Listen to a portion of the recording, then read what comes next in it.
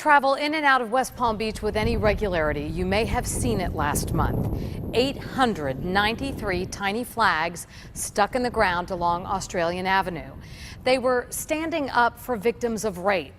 893 of them in Palm Beach County last year alone. Tonight, one victim's story of triumph. She is a local mom changing laws in Washington for rape victims. It is a tale of survival that will never leave you and a fight for others that will inspire you. Here's News Channel 5's Shannon Cake.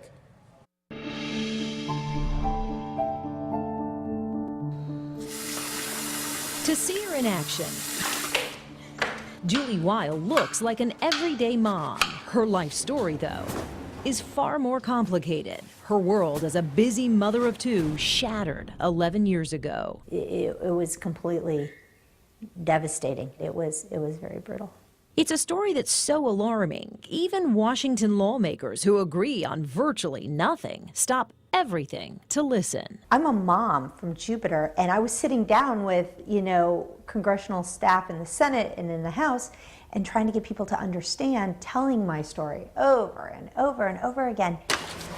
This petite mom with a 1,000-kilowatt smile has been to the depths of darkness, enduring hours of abuse while her children, ages 3 and 8 months at the time, were forced to watch.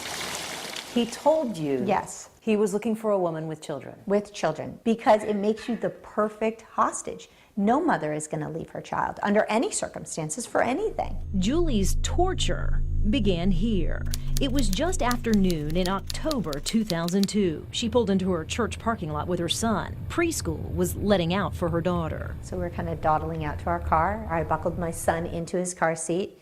My daughter was in the very back of our van, and she was playing around. And I was talking to a girlfriend of mine, and then as soon as she drove away, within a split second, a man rushed me from behind, hit me over the head with what felt like a brick. My daughter started screaming and tried to jump out of the van. We were both screaming. He threw me inside, shut the door, turned up the radio to muffle our screams, and then he looked at me and he said, "Do you believe in God?" And I said, "Of course I believe in God." And he said, "Then you're going to forgive me for what I'm about to do to you and your 2 children." And at that point, my heart sank. Julie's abductor drove south from Homestead out into the Everglades, going deep into the brush. He raped me several times while my daughter sat within feet of me, and he forced her to watch every minute of the beatings and the rapes. He said to her at one point, "What did your mother do that made God so mad that he hates your family this much?" At one point when he was raping you, he made you turn around and look at your son. Yeah. And he said something really horrific to you. He did. He said, every time you look in your son's eyes, I want you to remember what it feels like when I raped you." And he said that during the most profane parts of the rape. And so looking in my son's eyes, it took me forever to get over that.